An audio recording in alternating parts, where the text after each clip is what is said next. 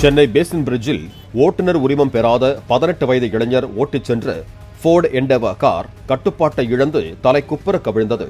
காருக்குள் சிக்கியிருந்த 5 பேரையும் அங்கிருந்தவர்கள் பத்திரமாக மீட்டனர். விபத்து குறித்து போலீசார் விசாரித்து வருகிறார்கள்.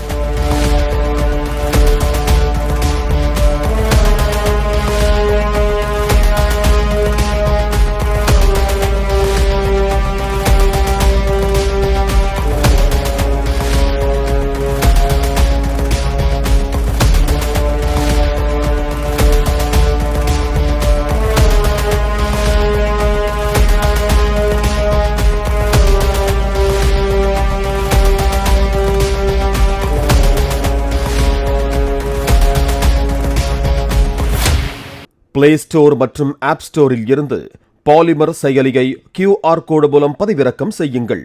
செய்திகளை உடனுக்குடன் பெறுங்கள்.